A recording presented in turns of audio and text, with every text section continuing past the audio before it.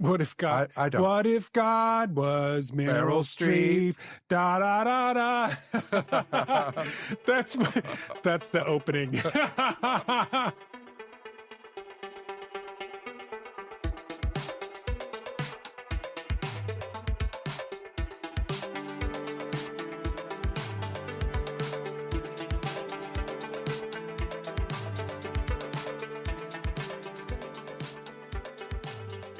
My name is Mr. B.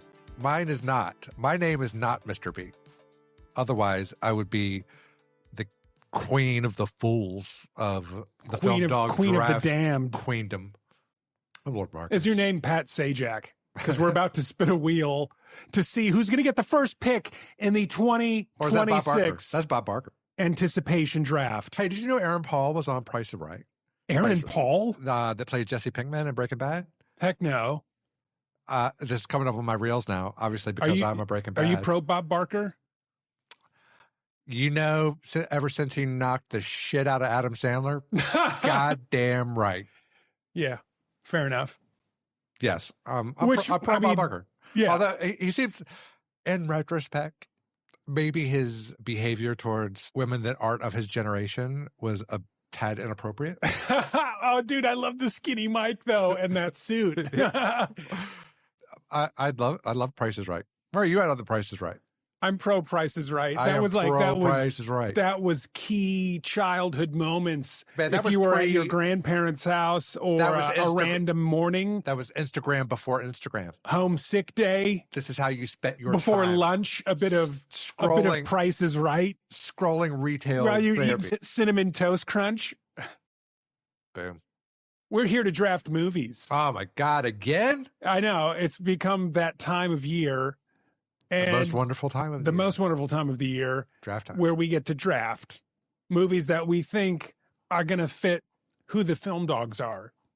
Because, I mean, if you're listening to the film dogs and you are hearing that this is an anticipation draft, this is not the kind of podcast where you already know the outcome of, oh, well, of course they're going to talk about these 10 movies. No, we're not. You have no idea what movies. You have no idea what we're going to talk about. And we don't have an idea of what we are going to talk about. Like, I know what I'm going to talk about, but I have no idea what Mr. B is going for this year.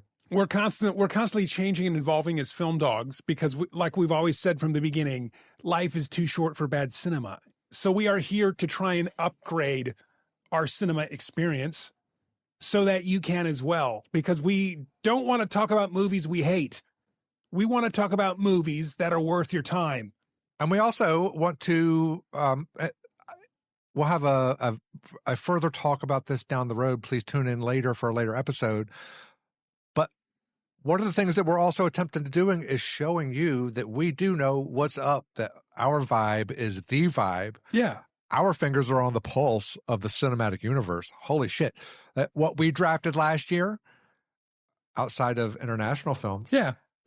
We do our research. Between the both of us, our top 5 picks were in the top 5 best movies of so many critics. And IndieWire particularly, like, look at IndieWire.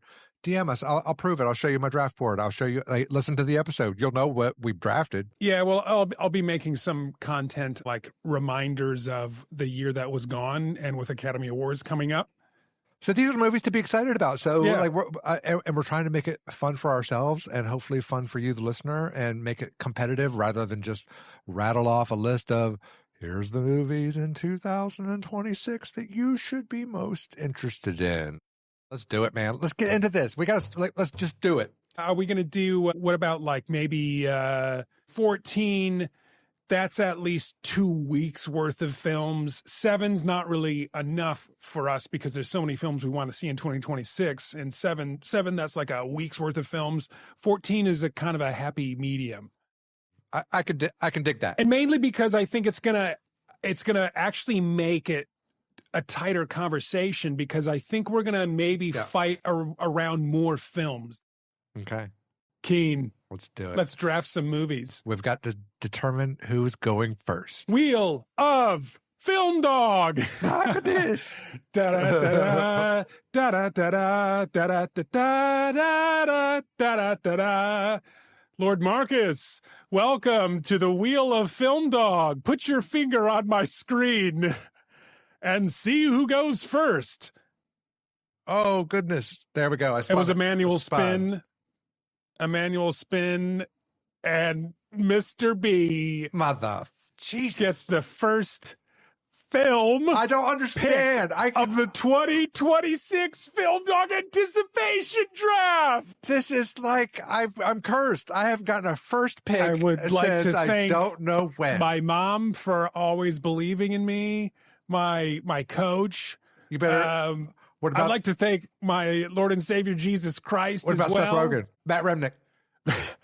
I would definitely like to thank Seth Rogen. This is a dream come true. Oh, man.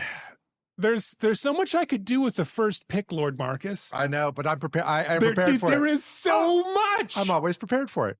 That's okay. Let's just roll with it. I know you want to hype it up, but dude, all of the hype has been spent over the last year. So just pick what it is you're going to pick. Yeah.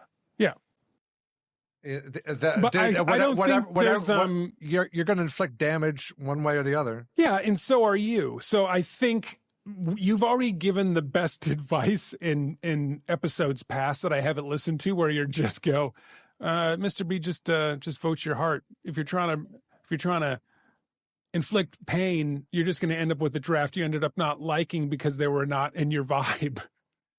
So I have a list. It's quite broad. There is some key films I would really, really like to have I think you're going to fight for. Do we need to revisit the terminology that includes broad? With the first pick of the 2026 anticipation draft, Mr. B is going to choose the film Werewolf by Robert Eggers. I had a sneaky suspicion that would be what you would go for. Can I ask you why? Several reasons. Obviously, because Eggers is a shared favorite director. And I think because of draft past, when I got Nosferatu at the end of the year, you're like, oh my God. I am very bummed about that pick. You know that you'll, first off, you know that no matter what, this is going to be a solid film because he hits home runs every time. Yeah. And we consider home runs to be film dog home runs. Totally. And there are so many movies from this past year, even that we really liked, that for some reason people didn't or did not agree they were that great of films. Even if it's left of field for mainstream, I think it will still always be something that I enjoy because of the relationship we have with Eggers and the way that he makes films. Right on. Nice pick. Not a surprise, not a surprise, but a good pick nonetheless. I'm going to surprise you. You did think that would be my number one? I did. Yeah. I tossed it up being my number one. If I'd gotten the first pick, I'm like, So I think that you could predict what my pick is going to be now. Yeah. You'd be wrong. Oh, no. Because with my first pick, yes, by Mr. Nicholas Winding Refn, I'm taking Her Private Hell. Talk to me about this film. Do you have any information about it? An edgy, hypnotic, and unhinged thriller based on an original story that promises lots of glitter, sex, and violence. The film shot in Tokyo, Japan, and marks Refn's first feature since 2016's The Neon Demon. That's a great pick. When did this come on your radar that he was doing this film, or that you were going to draft it for this draft? I follow him personally through socials, and so my anticipation for this one's been growing. I've known about it for a while. I couldn't pinpoint. I will be honest. I would not have guessed this pick. I knew that you wouldn't. I got to keep you on your toes. Not in a million years, and not in a bad way because we're pro Refn. Yeah, totally pro Refn. Oh, and I'm super pro Refn. And so since you got the Eggers, I got to make sure that I at least get the. This is one of the most edgiest films that's left. That's a worthy pick. That's a very worthy pick. if it was on your radar, and because we are both pro-reffing, and given your love for Drive, even though you didn't want the Neon Demon, it could have presented and played out like that, where you get the two. That would like be giving you Aster and Lanthimos. Yeah, fair enough. So that kind of dictates. Like, I want to make sure that I get like my vibe.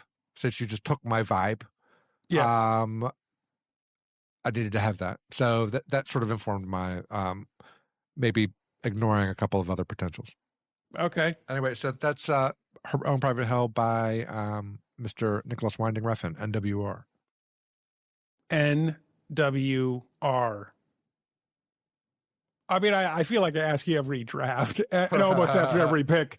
Do you think you know what my next pick is going to be? Nope, I am not. No more predictions for me. Yeah. Because I would hope that there's two things that you might realize. Yeah. First off, that sometimes, like in this case, you might have waited to take Eggers, except you know that I would want to take Eggers and the strategy that plays out. But other than that, I hope that you have recognized that two of your draft picks that I never would have drafted ever have gotten the most views on our social media posts. Okay. So, I just want you to think about that when you're making your picks, that like those, and those are totally your brand. And I liked one of them and I hated one of them, but I liked one of them a lot and I hated one of them a lot. Well, we are a brand. That's kind of what we've been investing into in our social media specifically. Which, if you're not following us on Instagram under Film Dogs, we have some fantastic posts, reels, stories, research that we've been doing, and just content from the podcast that I think is really worth the follow.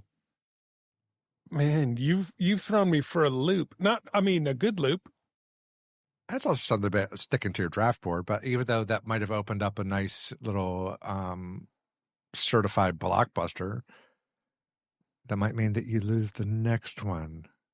These are the interesting things. Oh yeah, and I enjoy the psychology as like this is as good as a movie for me. Well, that's why we're here, for your entertainment as well. Dang it, dude! My next pick, I am going to take. They're all kind of big swings, so I got to pick something that I think might just generally be good. Maybe I'm going to take Ridley Scott's The Dog Stars. Ooh-wee. Nice. Right on. Was that at all on a draft board or high up for you? I will tell you that in my first draft on December the 1st, it was up there. And as I started doing more research, it fell into my reserve pile. But it certainly was going to. It was at my number one reserves in case you took something that I really wanted. Yeah. It not as a spite, but I was like, okay, well, I have to fill in start because I only made 10 solid picks, and if you took one of those, then I was going to have to Dog Star is going to be my first team replacement. Yeah, and what do you know about this film? Well, I think if you listen to the Film Dogs, we did a recent week with Ridley Scott, and that just kind of rehashed memories of his movies, ones that I really liked, actors that he's worked with. And when I heard about he was making a new movie that's coming out pretty soon for this year, I just looked at the cast list, because if you did our week with Ridley, he doesn't always do bangers. They're not always big, major ballpark hits. But he is still somebody who is pretty good at making a pop hit. And when I look at his cast of having Jacob Elordi, Josh Brolin, Margaret Qualley, Benedict Wong, Guy Pearce, all of those are actors and actresses that we respect and would potentially even watch films because they're in them. Like, Brolin helps get me to the movies. Guy Pearce helps get me to the movies. Nowadays, even Jacob Elordi, just to see what he's going to do. Margaret Qualley and Benedict Wong is a good supporter. Premise, action, adventure, sci-fi thriller. It's in a post-apocalyptic world. A virus wipes out humanity. Survivors face roaming scavengers called Reapers. The protagonist, Hig, a pilot, survived the flu but lost his wife. It could be good. Could be a miss. You know, well, we will see. We shall first. see. Mr. B has spent his number 2 pick on this Dog Stars. Better be good. His street cred. better be good. His street cred hangs in the balance. It does hang in the balance because I've I've had an issue of drafting dogs in the past. That was a Dog Star joke. Dog Star, be a good movie, please. Oh, the film Dog Star. Woohoo! I'm just gonna get out of the way so it doesn't last too long. Dune 3. Yeah. Did you think you knew what I thought you'd choose? I think that you thought that I would have chosen. I assumed Dune was going to be pick 1 or 2. It was my number 1 choice. I also thought it was Eggers. Two hours ago. And then when I saw, if you had taken Dune 3, I would have taken Werewolf. That would have been that was kind of the assumption. Yeah. But then I want to change it up a little bit. I don't want to be completely predictable. But I did want to have Dune 3 on my team. Yeah, totally. But if you had taken it first, I was like, oh, I won't get too upset. And I would like to pat myself on the back again. I did kind of leave it for you. I'd take it. Right on. Thank you. It's kind of like how you sir. respect Wes when it comes to a draft, Wes Anderson. Yeah, I'd like for me, or even Terrence Malick. You tend to go, well, I know he's going to do a banger. I know I'm going to enjoy it, but it's a Mr. B fave, so I'll kind of like leave it, but I will definitely draft it if he's being stupid. Yeah. Fair call. I didn't want to push. I know I'm going to dig Dune 3. I didn't want to push the luck too far with that one. I have a feeling the story is going to be another it's going to be a knockout out of the park. We already had number 2 was awesome. The return kind of like Jason an Empire Strikes Back moment. We'll have another. We'll cover. This Dune. is going to be beat Return of the Jedi. We'll cover. It's a strong number 3. We'll cover Dune in depth. But obviously Dune's hugely important to me. So thank you for leaving it on the board. Next up for you, sir. I think this is where we do some random swinging because we don't know who the other's going to draft. There's some pretty good pop culture-y movies that everybody would know about that will be on our boards. They just might be a bit later than you think they would be. And it's also why I think sometimes certain movies are safe for me to draft later because Lord Marcus, he's okay leaving a surefire global sensation by the Letterboxd Film Bros by Christopher Nolan. Oh, I just called out Film Bros. That was our original podcast name. It wasn't really. No. It was LNMO. Everybody copied our shit. Okay, but with that said, I know what you're saying. Like how we're going to start picking, and then some people will be like, "Oh my god, can't believe Christopher Nolan's didn't get the number 1 pick." Yeah, it could be number 1 pick for me. It could be any kind of pick for me. Yeah, but maybe it will. Sometimes I do want to test the waters and just make a big splash. But I'm not. And now that we have 14 picks, I might be safe to make a couple of potential dents into your plans. I think you could definitely do some dents in my plans. What I'm going to draft, number 3 is going to be Project Hail Mary. Very good. Very nice. Very nice pick. I kind of wanted a blockbuster on the board. We do both like a Mr. Ryan Gosling. You like a sci-fi. It's got an interesting premise. There's already a trailer out. I've watched a little bit of the trailer until I knew. I was like, that's enough for me. Anticipated film for me. I'm kind of glad I had it on my board. I don't know. The how trailer looks really good. I didn't have it as my next pick, but it was in my top 5. But I kind of figured because it was Gosling that you would be into it. Mm-hmm. It's by the Andy Weir who wrote The Martian, which is like definitely going to be in both of our wheelhouses. It should be extremely entertaining. I'll show you my mock draft at the end, but I did have you getting this in the mock draft. Did you have it in my top 5? Did I? Yeah, I had it at number 4. Nice. Yeah. Nice. Okay. That will leave me then to get this one that I think is maybe one of the last shared ones. Well, maybe not. No, maybe, I don't think it's. I don't think so. Actually, now that we're doing 14, I think we've got a couple more shared picks. I'm going to go with Christopher Borgle's The Drama. Yeah. I thought you would draft this before me. Starring Robert Pattinson and Zendaya. About a happily engaged couple is put to the test when an unexpected turn sends their wedding week off the rails. The romantic comedy drama is about a couple whose romance takes an unexpected and dramatic turn just before their big day. Now, this guy's last film was The Dream Scenario, which was so up both of our alleys. But it was so weird and sort of Kaufman-esque. Yeah, that I was like, Robert Pattinson doing another thing that he wants to do with Zendaya, who's doing what she wants to do. Come on now. And dude, she's got a solid record of being in excellent films. Yeah. She picks good roles. She picks good directors. I got a lot of confidence in this one. She picks good supporting cast. Yeah, totally. Yeah, strong. And then Robert Pattinson, the same. Yeah. I had this high. I was kind of leaving it on the board from you because I thought you'd really like it for Zendaya. And I didn't know if you would leave it for me because you knew how much I liked Borgle's Dream Scenario. Totally. I am a big Robert Pattinson fan, but I feel like you're definitely on the Zendaya wagon. Oh, for sure. And we could go back 2 years and revisit that conversation where that was part of why I was so shocked that you took Challengers. Yeah. So this was my nod to Challengers for you. Right, just going, I'll just let you have it instead of just trading it anyway. I don't want to make that same mistake twice. Yeah. Instead of already trading it. Hey, good job. Yeah. Boom. All right. The Drama.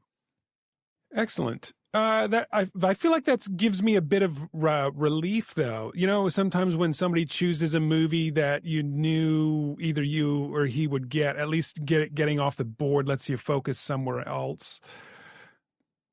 I'm wondering when I need to pivot. To your blockbusters? To your mainstream? To some of the side stuff. I mean, I came out swinging doing Werewolf with Eggers being the best film of next year. Or, I mean, that's my assumption of why I would have drafted in the first position. I'm gonna go for The Social Reckoning. Oh my Mother Mary, Hail Mary, Our Father full of grace. What was that? What were you? What do you take? The Social Reckoning by Aaron Sorkin. Okay, right on. What do you think? My most honest opinion is that the reason that the social there's two reasons. There's a couple. There's many reasons that The Social Network was badass as fuck. Yeah, and one of the best films of the 21st century. And Aaron Sorkin was only a very small portion of that. And dude, it scares me. Based on Molly's Game, I don't think that Aaron Sorkin is a great director. I think he's a fucking fantastic writer for sure. I think the screenplay will be excellent. But to make magic again with a whole different experience, like there's not a genre of entertainment where that happens predictably, sustainably. I just don't see it being a sure thing. Hey, look, I hope that it's good. But first of all, you don't have Jesse Eisenberg as Mark Zuckerberg knocked out of the park. Holy shit. Trent Reznor score plus the dialogue plus Fincher's direction. Yeah. Dude, there's not all of that same thing being brought to this mix. I was taking a bit of a gamble because of the pulse of Jeremy Allen White and Mikey Madison. Totally. I'm not. It just feels to me very risky at this point in the draft, and this entire draft with 14 selections for me. Yeah. Look, am I going to watch it? I sure as heck I'm going to watch it. Am I going to give my opinion about it? I sure as heck I'm going to give my opinion about it. I have high hopes for it. I love The Social Network. Oh my God. You know how much we both love The Social Network. Well, I think that could be one of it's always going to be compared to it. So it is a big swing, I think, for me taking it this early in the draft. I do. I think I think it's a bit risky.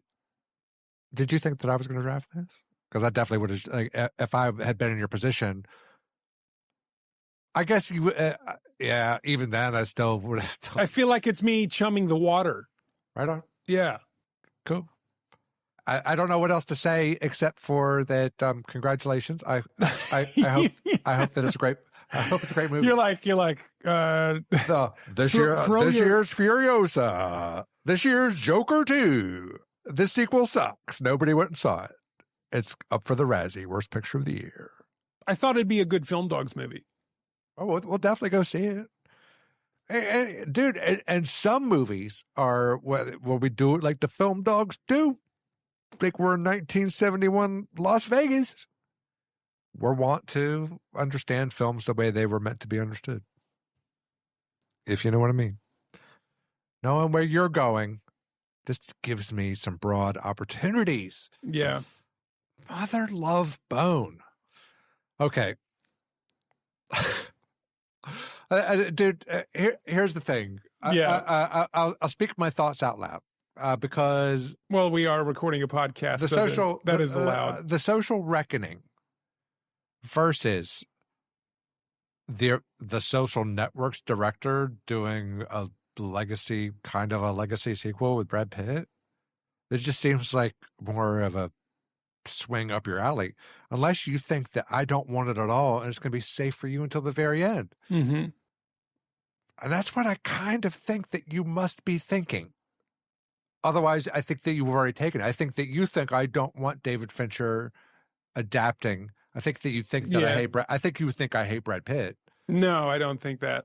There's a lot of thinking going on here. Well, I'm curious. I'm thinking, okay. Well, I'm not taking that one either. I'm actually going to go with The Death of Robin Hood. I wondered if you were going to take it due to lead actor. That was my main. That's why I haven't drafted it yet. My super main reason that I was questioning drafting it this high. But I loved this director, Michael Sonorsky's film Pig, starring Nicolas Cage. Yeah, I loved it as well. Man, I love that film so much that I was like, I am excited to see. He gets, I shouldn't say he gets me. I get him. I get the vibe he's putting down. I get Nicolas Cage in Pig. I get the entire screenplay. I loved everything about it. So, like, I really connected with him. Now, he doesn't do as much weird Lynchian shit as I like, but maybe not yet. So, I admit that I didn't see Quiet Place Day One, but I may check that out a little prematurely now that I know that I've got this one on my team, and I probably want to get a little schooled up so I know what I'm looking for. Yeah. But a little about The Death of Robin Hood. It's based on a classic novel about the death of Robin Hood. Yep. It's meant to show him as a little bit more of a rogue and grappling with his past after a life of crime and murder. Robin Hood finds himself gravely injured after a battle he thought would be his last. In the hands of a mysterious woman, he is offered a chance at salvation. I'm telling you, the synopsis alone, it stars Hugh Jackman as Robin Hood. But I just drafted Logan, so I'm not that anti Hugh Jackman. I'm just not as high. I think that I'm not as high on Hugh Jackman as everybody else. And particularly, I'm not, as partly because I'm not totally into Wolverine, but although I loved Logan. And I didn't like Prestige by Christopher Nolan. So, like, a lot of people will be like, oh, well, that was like Hugh Jackman's best role in The Greatest Showman, all these things. Yeah. Whatever. Death of Robin Hood for me, sir. Interesting pick. Well, so you were aware of it? Yeah. Oh, totally. Yeah. It was mid-level in my draft here. Ooh, I am going to go with. Oh, dang it! You got me doing some mind games here with you. I'm going to go 180 on my next pick. I'm going to do Adventures of Cliff Booth from David Fincher, because you left it on the board already, and then that was kind of a mind game because I don't know if that meant because I just you're not going to take it. David Fincher, Brad Pitt. and a continuation. And echoes of The Revenant. It wasn't even on my draft board. It wasn't. I promise you. But good pick. I just knew this screamed you and not me. I was like, there was no way I was taking this one. Interesting. Yeah, okay. So then you don't have, I mean, if you were not going to take this one, then you don't really have to majorly pivot for your next one. Because this is already a pivot in my mind, right? Okay, well then this will seem like an odd pick then. Because my next pick is going to be from a director. Yeah. That made a film recently. Okay. That was my least favorite film of that year. Okay. And the film was in 2023. My least favorite film of 2023 was Barbie. I'll be taking Narnia, The Magician's Nephew by Greta Gerwig. Really? Tell me why. Tell me why. Because now that we have 14 picks, I have room for a risk pick. And look, I love C.S. Lewis. I don't have any kind. Yeah, so do I. I don't have any kind of this vibe of anything in my team now. So if it ends up being awesome as shit, then I've got a good spiritual adjacent movie by a Christian that I love, a Christian author that I love, an apologist that I love, and I can put in dogfights. I can put that against anything that you have if it's good. If it's good but controversial, even better. If it sucks all the way around, worst thing, I cut it. I cut it like a fucking pig. Like a pig's throat. I just cut pig's throat. I just cut it. Let it bleed all over the place. Until we got pork chops for dinner, baby. Pork. It's what's for dinner. Narnia by Greta Gerwig, The Magician's Nephew. Chronologically, the first story in the Narnia universe. Yeah, and nobody's tackled it on film yet. Now, there's been some BBC versions of a few of the films. This is not without controversy. Then you've got the Disney ones as well. It's not without controversy, which is why I'm comfortable with it. Meryl Streep as the voice of Aslan. That's reported. It's not confirmed. But even if it is, guess what? I'm a liberal Christian. Aslan can be Barat if she wants to be. I don't care. Who cares? Who gives a shit? Why would people be so bloody upset? With Meryl Streep, one of the greatest actors of all fucking time. What if God was Meryl Streep? Who gives a shit? Fuck. What if God? I don't. What if God was Meryl Streep? Da da da da. That's the opening. Oh Lord. Harmonize it. Okay. Well, with the next pick, I am going to go for a swing then as well. And I'm going to take Wuthering Heights by Emerald Fennell. Wow. What can we read into this? Well, what do you read into this? Shall I say aloud what I think? Yes, please. On the podcast. I think it screams of sexual repression.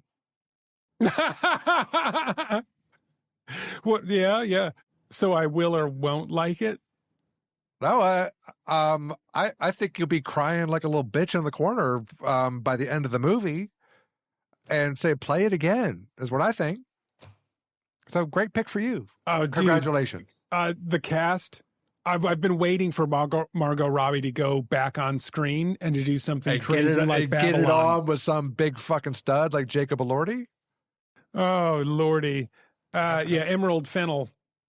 Oh, and one of the recent movies that she's made. Holy shit! How to Have Sex. Oh no, Mr. B, you don't want to draft challengers. It's not your brand.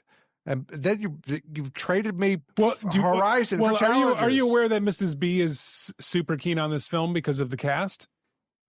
Okay. If we're going to have that conversation, how comfortable are you showing Mrs. B right now poor thing. That's a very good comparison.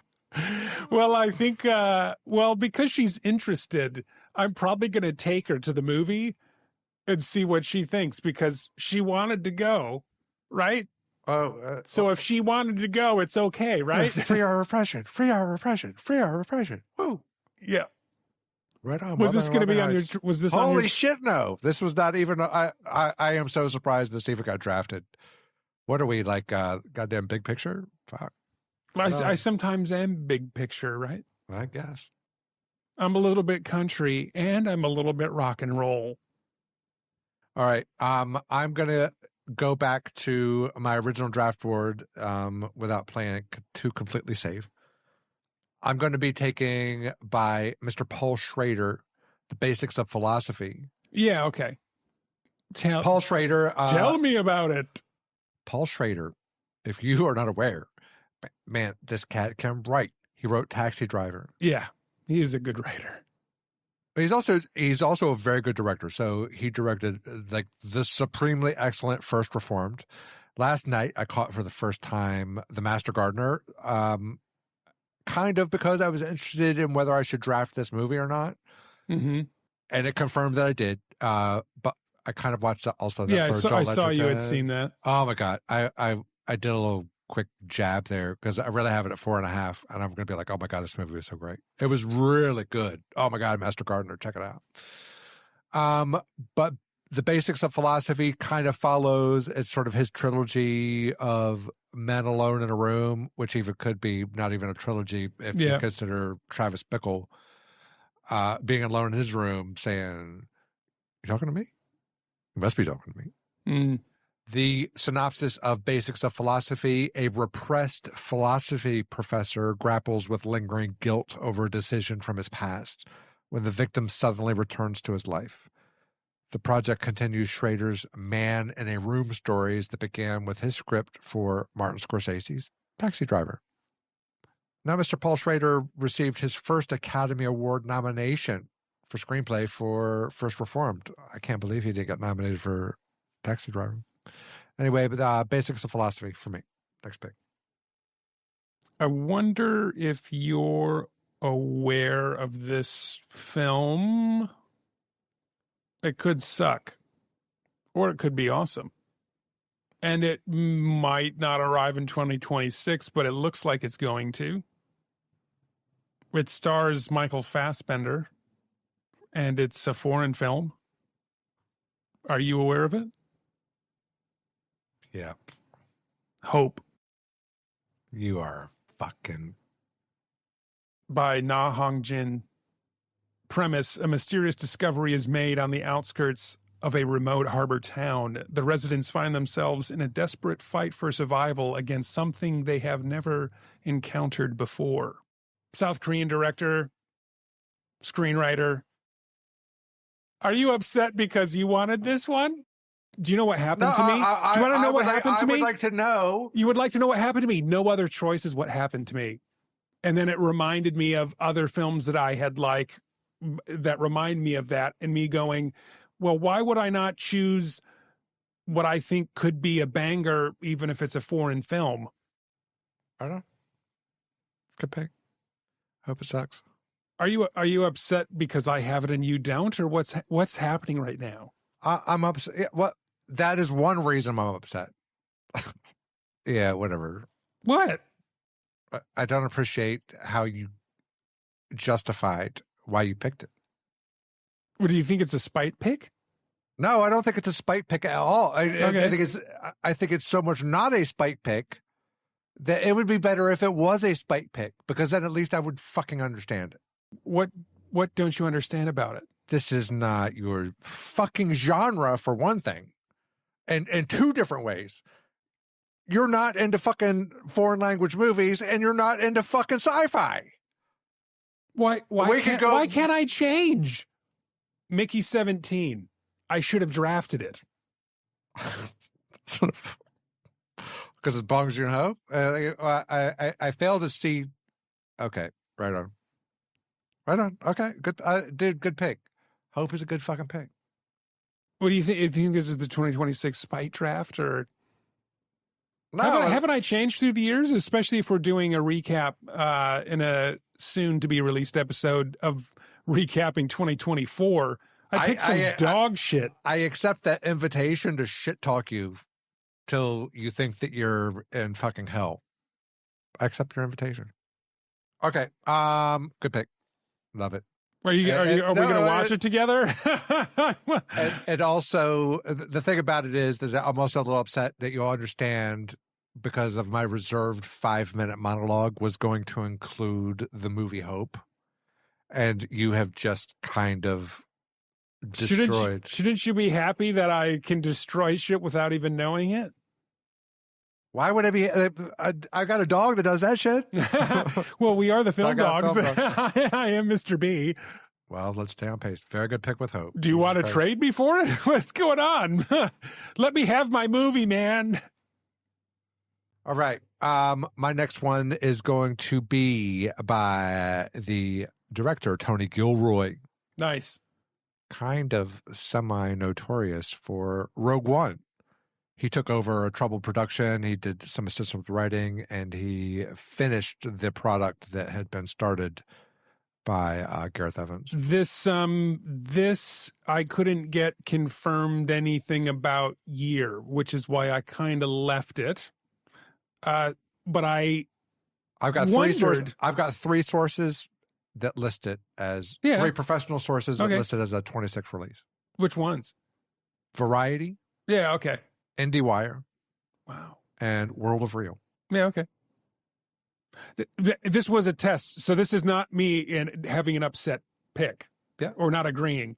What it's showing me live in the conversation is my board that shows may or may not be aware of that are on my board.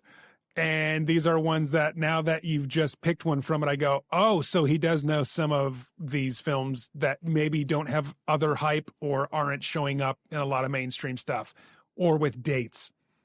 I had a question mark on this one, but I would take. Well, that's why tell me about it. Well, that's why I'm saying that all we need is a resource that has industry insider information that are saying, hey, this is due to be released.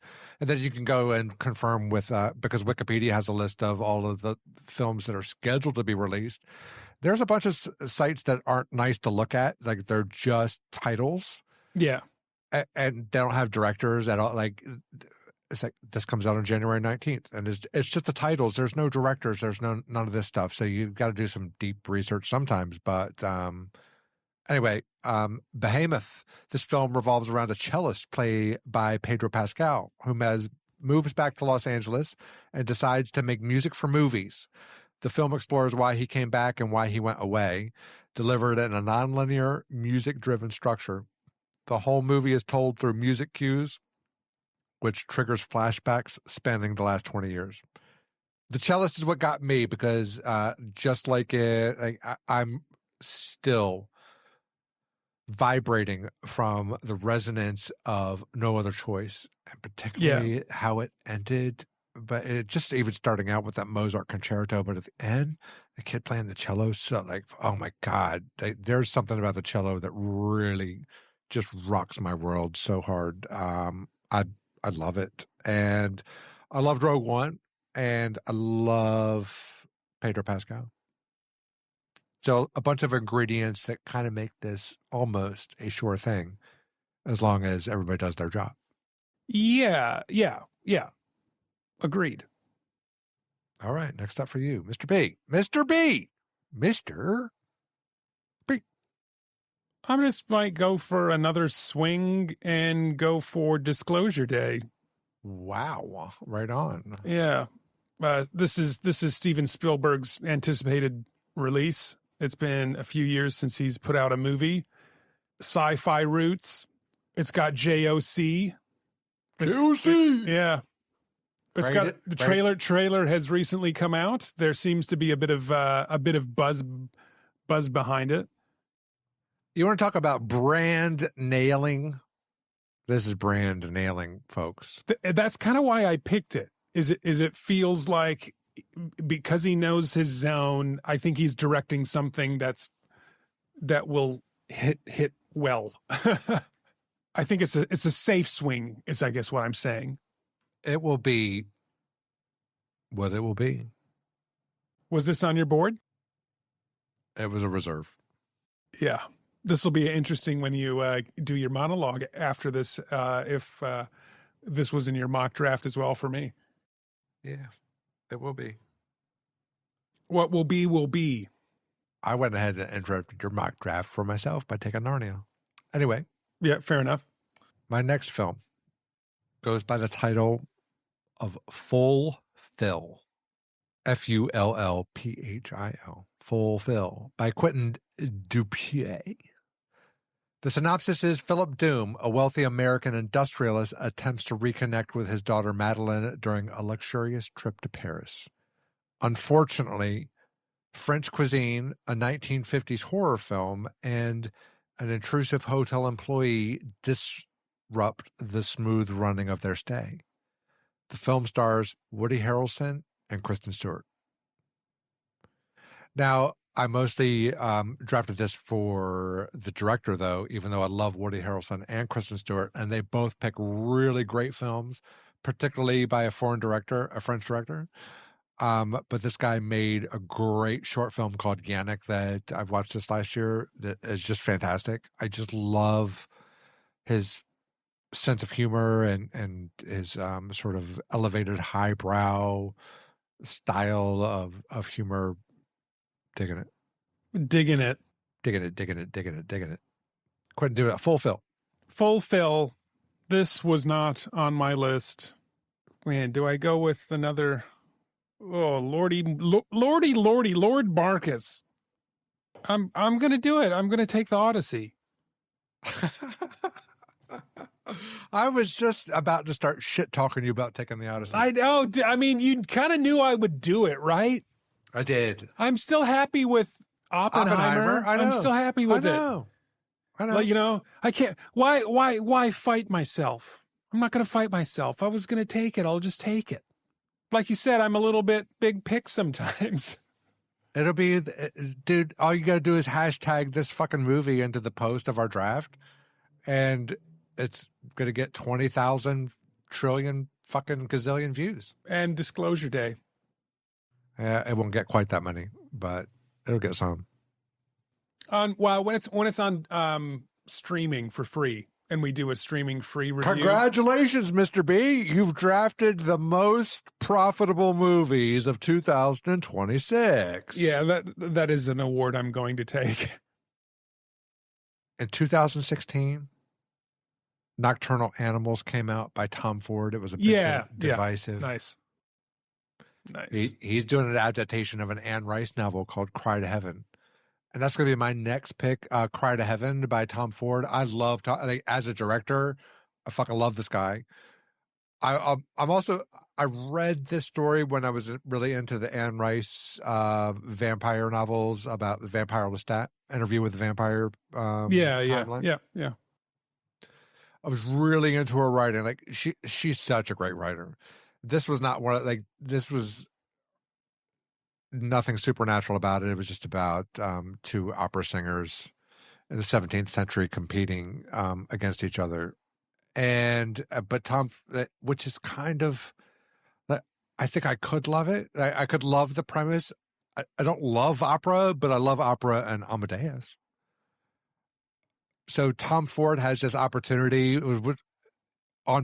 originally, like Tom Ford, I would just pick him in the top 5 based on how much I love Nocturnal Animals. But because it's about opera, but here's the thing, like last year I drafted Mother Mary, and now the trailers come out, and I was a little iffy about Mother Mary, but now that the trailers come out, I'm like, holy shit, the way that you feel about Judy / what is now called Digger. Yeah. It's like, oh my God, I drafted a fucking great class. Like, I know, and it's the same with me for Mother Mary. It's like, oh my God, this movie, like it's going to be what I want. And I was a little worried because it was sort of music, like pop music centric. Now I'm not worried. So I think my worries about being set in the world of opera are probably just unjustified completely. Yep. Cry to Heaven. I'm going to do it. I'm going to go for Remain by M. Night Shyamalan. I think it's, Is that based on how great Trap was? It is based off of, this gave me a feeling when I saw Jake Gyllenhaal as his lead, and it being co-written by Nicholas Sparks, that I go, it's not just M. Night Shyamalan writing solo. Sometimes you can get I'm not going to call him a 50-50 director, but he's had some big misses. And he famously writes his material. So, Mr. B, on record, what's one Nicholas Sparks narrative that you enjoy, that you think is worthy of a Film Dogs draft pick? You're going to laugh at me no matter what I say. No, I'm not. I'm not going to laugh at you. I just want to know. I just want you to say it out loud. Yeah. I'm not going to laugh at you. I'll leave that for whoever's going to laugh at you. Are you Googling what Nicholas Sparks has wrote? Oh, well, he's a novelist. No shit. Okay. Oh, you're talking about movies. No, I'm talking about anything by Nicholas Sparks that you are aware of that moved you. It's flat out The Notebook. Okay. Yeah.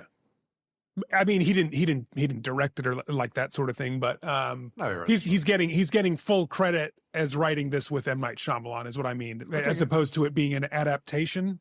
No, I know, dude. I know that. What I'm trying to explore is we've already both given our praise multiple times to the director. Yeah, but because you felt the need to name drop Nicholas Sparks, I was interested in what particularly moved you about Nicholas Sparks. Okay, well, do you want to know what I grew up watching as a conservative Christian kid? A Walk to Remember. Growing Pains. No, A Walk to Remember. Do you know that book? That was a movie as well. Yeah, it's got Mandy Moore. Yeah, dude, it was a big thing in my era, in a Switchfoot soundtrack, and so I already knew him way before The Notebook and stuff like that. Did you kiss your girlfriend in the movie theater? No, not to this one. Weak ass bitch. Well, what do you think about this pick? Did this make your board at all? Because I know we both do kind of like him.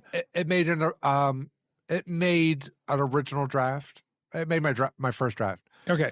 It got pushed down the line as I started. I thought it might be pushed down because, to be honest, I am going on a limb and going, this could be a 50-50. What made me feel comfortable was like what I said. Gyllenhaal is the lead, and it not just being him writing it himself, and going, I like the co-writer, even though they're way different writers. BTW / exclamation point. I am a fan of Nicholas Sparks. I'm not shit-talking you at all. I just wanted you to say out loud what you meant, as opposed to just sort of name-checking something that you didn't know anything about. I read the book, A Walk to Remember. There's a flag on the play from Lord Marcus. He just wanted to check a reference here. And the reference, was confirmed. The challenge reference has been cleared. Please proceed with the draft. Lord Marcus, your next pick. I'm going to go with October by Jeremy Saulnier. It's a fugitive thriller set during Halloween.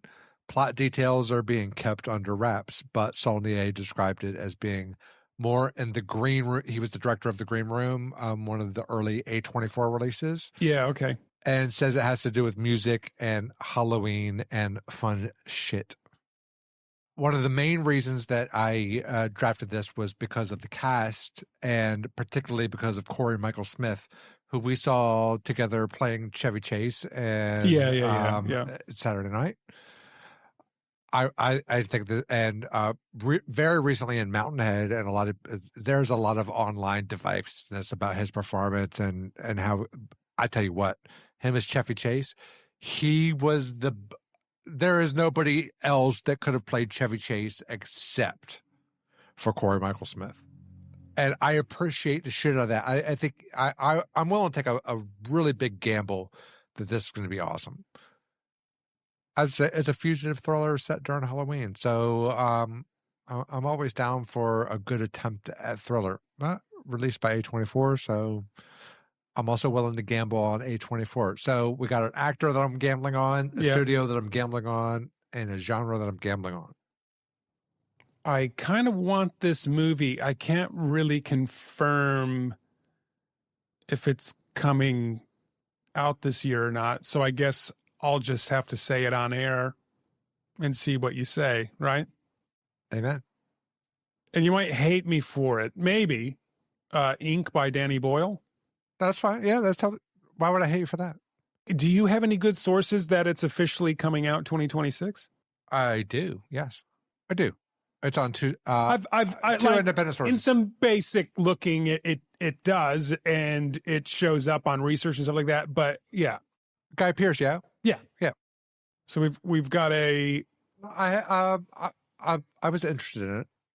I mean, you more than me have kind of really talked about your love for Danny Boyle, Guy Pearce, Jack O'Connell, Claire Foy. Danny Boyle knows how to write a movie.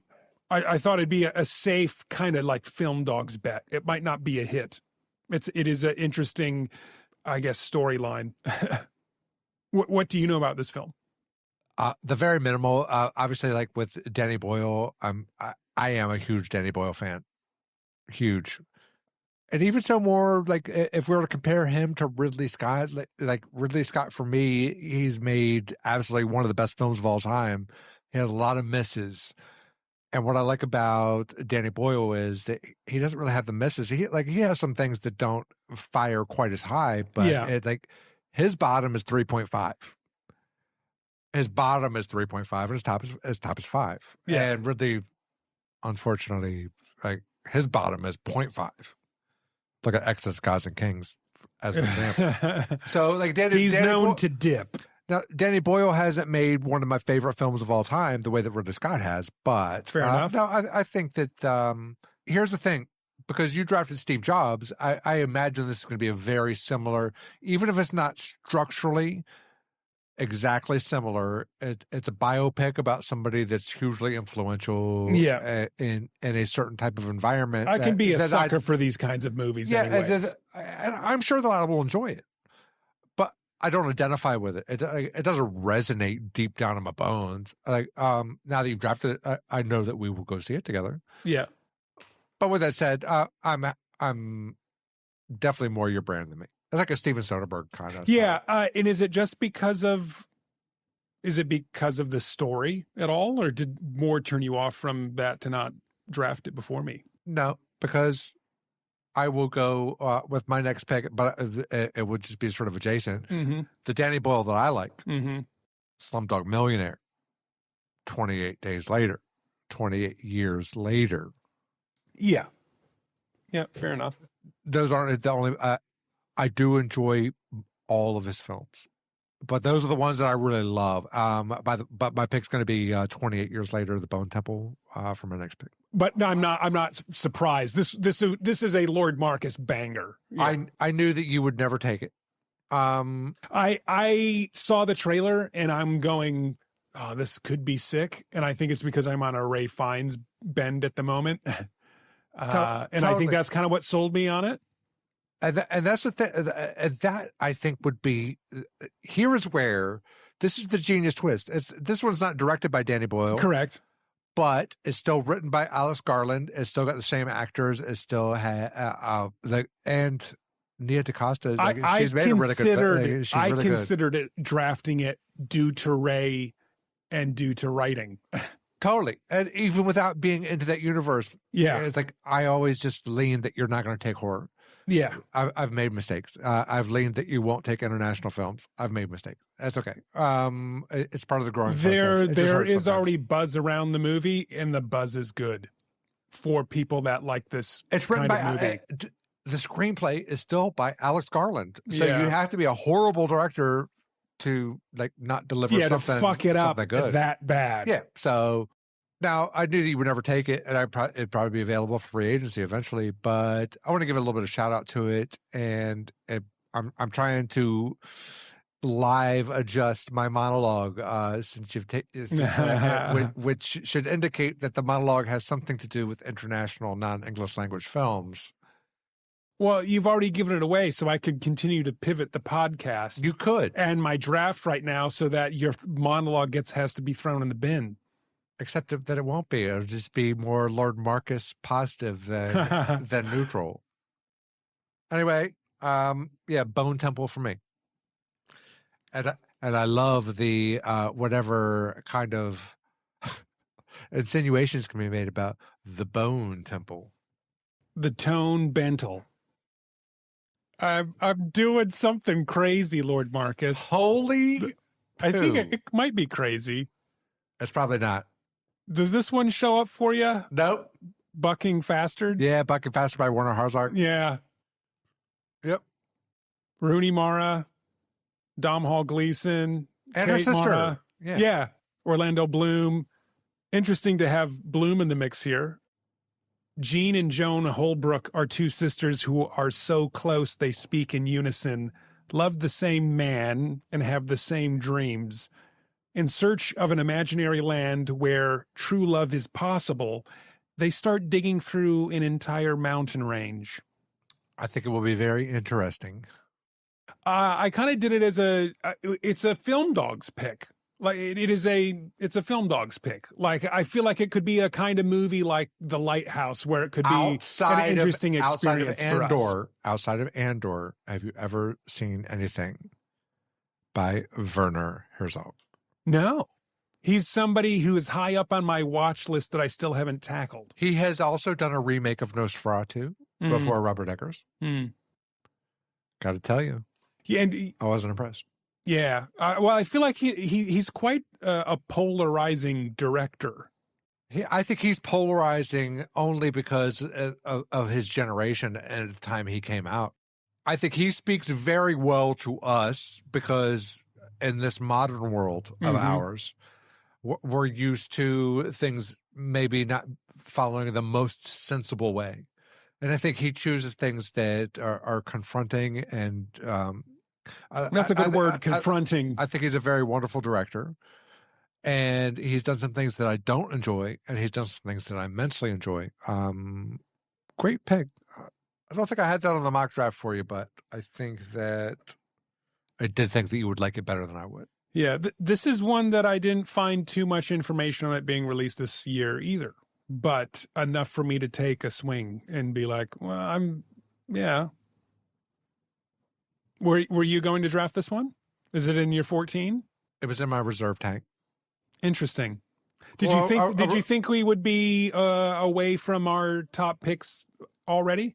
I only up until today, I thought we were only doing 10 picks, so we've kind of exhausted those. But do you kind of like that I gave us an extra 4 because we're oh my God, we're both swinging we're talking about good movies. Yeah, we're both swinging and zigging and zagging. The more chances we get at the end of next year, the more chances. Here's the thing: the more chances I have to shit talk you at the end of the year is motivating.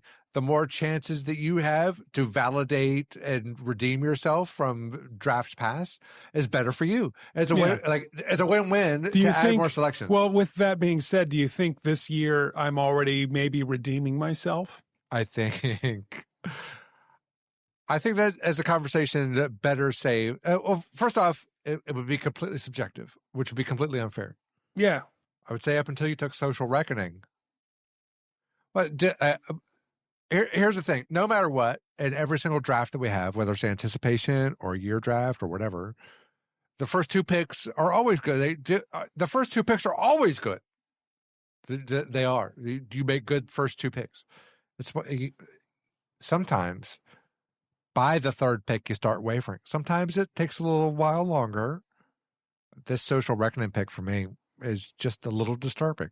I'm sorry. It's just the way that I feel. Okay. It's kind of like taking goddamn Joker 2. Candy from it. Really? Yeah. That's the way I feel. Sorry. Okay.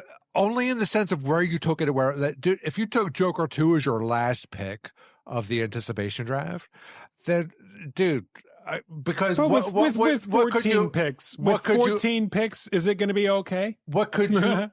No, but here's the thing. What could you have? Let's go back to Joker 2 pick. What could you could have gotten Mickey 17 instead of Joker 2. You could have kept challengers. You could have actually, you could have had Civil War. You know, there was just all these other films that you could have had instead of that, and then taken your gamble at the end of the round and gotten maybe a couple of more secure, solid picks. Particularly, so I would say because Civil War was definitely still on the board. Mickey 17 was still definitely on the board at those points. I'm just saying sometimes for things like that, particularly where you think that it might be risky, where I would think it would be risky, and I think Social Reckoning is risky. But it could be, it could be a swing and a home run, and you've got the best movie of the year. Just don't think that's happening. All right, so I took the old Bone Temple. Well, I'm just going to have to roll the dice with my boy. I really thought you were going to take Artificial by Mr. Luca Guadagnino. Yeah. Because I know you love ChatGPT. Yeah, but just so you know, there is a lot of movies that don't show up with 100% 2026 on my research. So I'm happy to chat sources as well. Couldn't you throw some dice and be like, Luca's putting out a film every daggone year? Kind of. Okay. It's listed on World of Real as a 2026 release. Yeah, fair enough. It's on it's on my list. Yeah, it's on my list. Artificial, a biographical comedy drama that centers on OpenAI CEO Sam Altman's controversial firing and rehiring in 2023.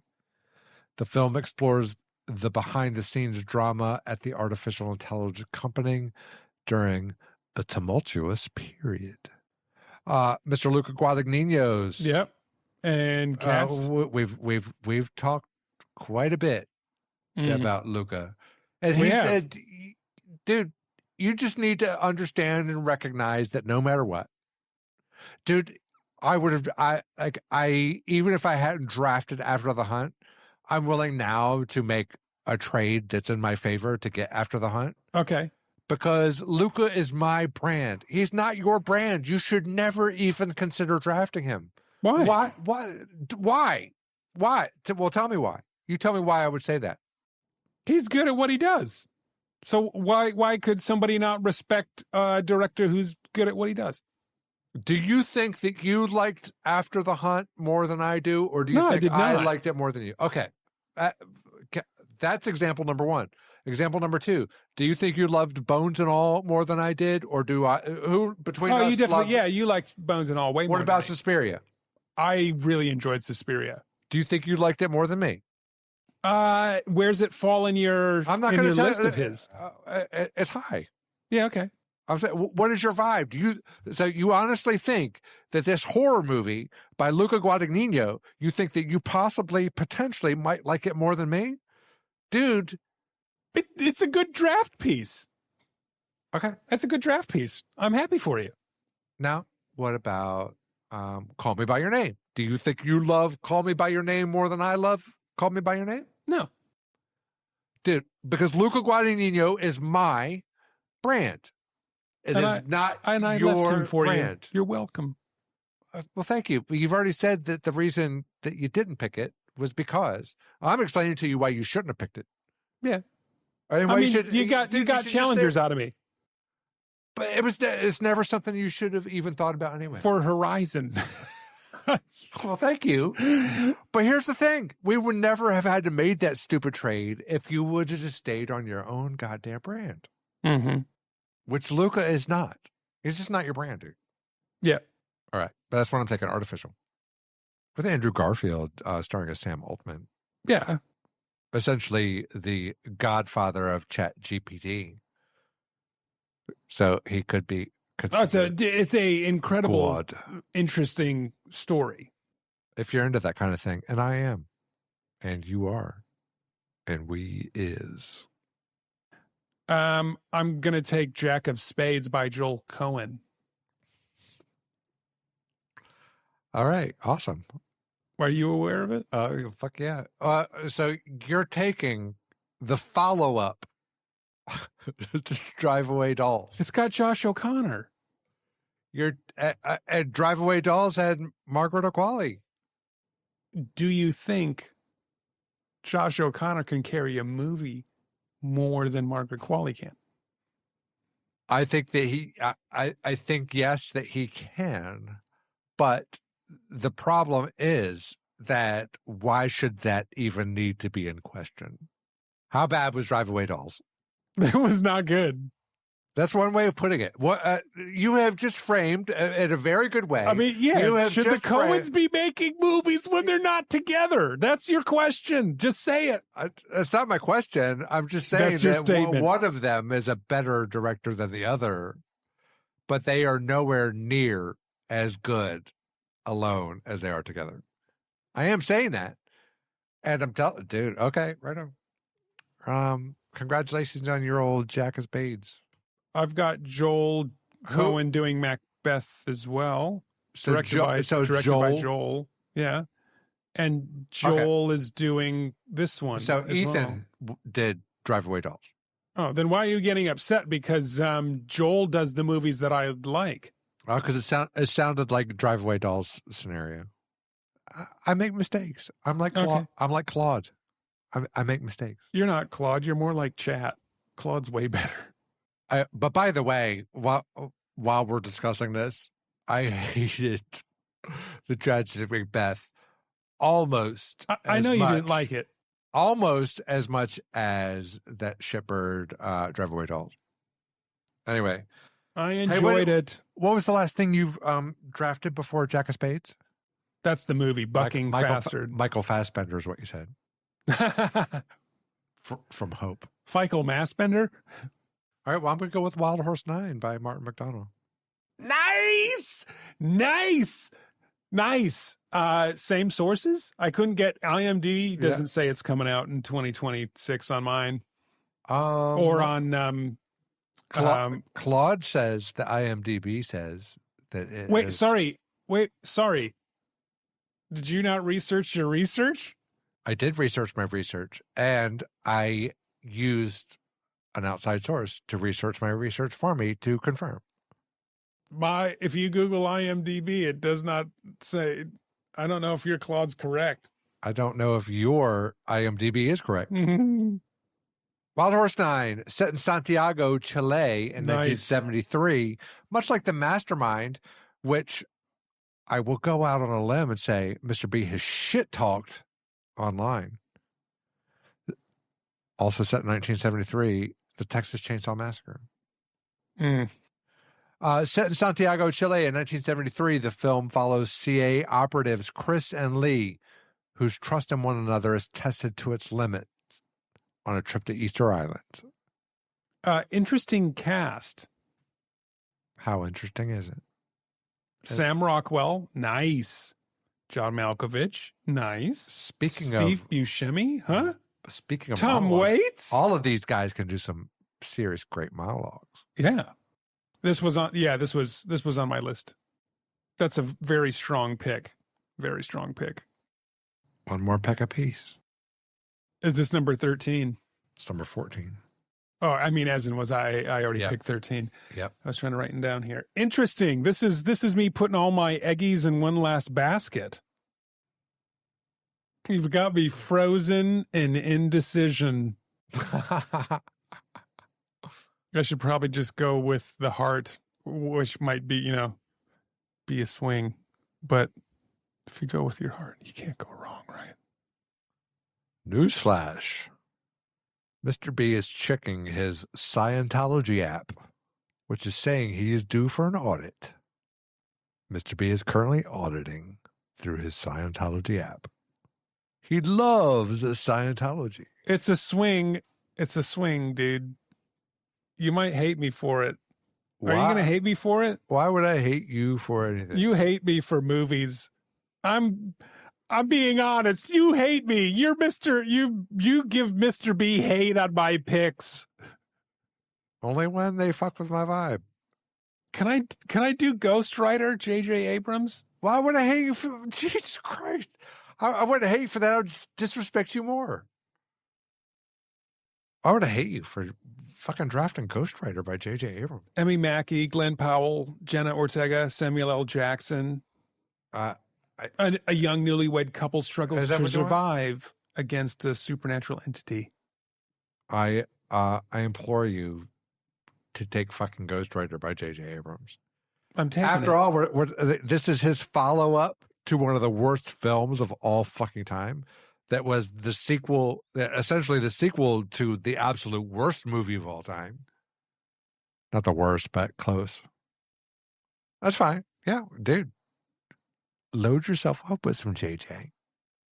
Ghost Rider, your 14th pick. Nice. Thanks for not stomping on my fucking hallowed ground. What's your hallowed ground? Dude, I'm just gonna okay. Here's you can help me decide here. Yeah. Via facial expression. I could take the Star Wars movie, The Mandalorian, Grogu. Yeah. Or I could go with The Entertainment System is Down by the director of The Triangle of Sadness. Yeah. So I could go for a kind of quirky indie pick, or I could go for a massive fucking blockbuster pick. I like The Mandalorian. Mm-hmm. I've kind of said I don't want to draft any more Star Wars. I didn't like Triangle of Sadness so much that it's kind of, I don't really give a fuck one way or the other. But those are kind of my two choices. What do you think's more of my brand? More your brand is there's no way that are we going to go see Star Wars in the movie theater? Yeah, I'll go see it. But if I didn't draft it, would we go see it in the theater? I don't know if we'd see it together. I would go see it myself because I'll still pay money to go see a Star Wars movie. I'm going to take the fucking Star Wars movie, dude. Star Wars, Mandalorian, and Grogu. You sick bastard. You bucking bastard. Talk to me about it more before you go into your monologue with your final pick. Hey, what can I fucking say about Star Wars, The Mandalorian, and Grogu? It's the first Star Wars movie we've had since the second worst Star Wars movie of all time. And that's kind of hard to beat, really, to be in second place. The only way down is up, right? Is that why you took it? Like I don't know. I'm just kind of into the. I think it's going to make a lot of money. It is going to make a lot of money. I think it'd be a good reason to go out to the movies. I think it'd be good. Dude, I do not think that it is possible for it to be as bad as the JJ Abrams movie. I just don't. Or the Rian Johnson movie. Rian Johnson to stick to his fucking obviously good way to do murder mysteries and leave Star Wars alone. That's why, like, just because you're a good director doesn't mean you're a good Star Wars director. Yeah, fair, exactly. Yeah. And just because you're a good director doesn't mean you can handle other people's property, like George Lucas. Like, come on. Like, I still prefer George Lucas's prequels to because they're George Lucas's. He understands his own fucking storyline. I think Jon Favreau does as well. Yeah. So I was interested in the Entertainment System is Down. Okay. You promised me 5 minutes. And you've trusted me. I have. And you've said on record that you trust my taste. Yeah. Now, part of my monologue has been a little bit briefly interrupted by the pick of hope. And that's okay. It was part of this what I was going to offer as the film dog stocking stuffers. Oh, okay. Because but here's the thing, a little bit of self-serving intentions here. But the thing is, like, what inspires me about cinema currently is non-English language films. And I really, like, when I go back and start thinking about how that has come to be and how it has increased my appreciation for all genres of movie, it has made me understand that one of the powerful things that moves me when I'm watching films is that basically my choice of what my brand of films is increased by the number of countries there are in the world. So I don't have to depend on Hollywood. Fair enough. I can get a good Russian flick from 1973 to fill my vibe. I can get a French film from 1990 to fill my vibe. I don't have, so everybody that wants to cry that the sky is falling because of this bullshit fucking Netflix Warner Brothers deal, this is one person that could not give one single flying fuck about Netflix and Warner Brothers. I joined Richard Linklater in saying that I don't think this is the clanging chimes of doom. I just don't. And either way, there's not a goddamn thing that all of your whining and whinging is going to do to stop it. It's going to happen. Believe me, as a person. Believe you me. That did not vote a certain way in the most current United States election, you have to move on and get past it. Netflix is going to acquire Warner Brothers. It's not the worst thing that could ever fucking happen in the entire universe. There's going to be good movies. These international movies are what proves this point. Mr. B, do you think that filmmakers from Poland give a shit about Netflix or Warner Brothers? Do you? No. Honestly, do you think that they want to get their shit on Netflix? Exactly. They want to be on Netflix. People want to be on independent films that are making independent filmmakers that are struggling. They're getting budget. They're getting the budgets to make things. Mm-hmm. But at the end of the day, in 20 years, in 100 years, in 500 years, who's to say that what? And by the way, Netflix has put out Train Dreams, which is awesome as shit. And if Train Dreams won Best Picture of the Year, I would celebrate the shit out of it. Mm-hmm. I'd be sorry for PTA. I'd be upset if Frankenstein won Best Picture of the Year. But it's being nominated. No matter how I feel about Frankenstein, it is being nominated. This is a Netflix production. Everybody wants to have all of the things handed to them about I'm just sick of it. The international non-English language community, I think, is where true cinephiles can find it's not even abstract. These just expressions of joy, everything that you want. So let's say you love sci-fi. You start exploring non-English language films. Mm-hmm. You quadruple the amount of good films that you have the opportunity to see. And like you said earlier, is that no other choice opened you up to this broad palette and this experience. It was such a great experience. Dude, going to see No Other Choice was one of my favorite nights out that we've done. And I think that people should open up at Parasite. It doesn't Crouching Tiger, Hidden Dragon. There are so many great foreign language films. Hey, Mr. B here. Were you interested in hearing Lord Marcus's thoughts in monologue on foreign international films of 2026? I thought so. Well, it ended up being so long of a Lord Marcus rant, like you would expect, that we decided to turn it into, let's call it a bonus episode, or a part B. So if you want to hear the Film Dogs talk about their most anticipated foreign films of 2026, stay tuned. But in the meantime, thanks for listening to the Film Dogs. You can follow along on our film journeys on our social media pages. Our Instagram is The Film Dogs. You could also find us on Facebook as Film Dogs. And we're both on our Letterboxd. It's a great app for discovering movies, logging what you love and watched, giving reviews.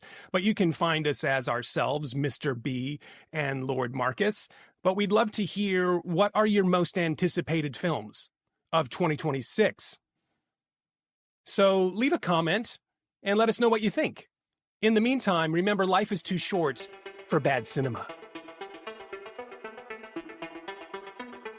Today's episode was co-produced by Lord Marcus and Mr. B, and the episode was mixed, edited, and mastered by Blurry Audio. Thanks for listening.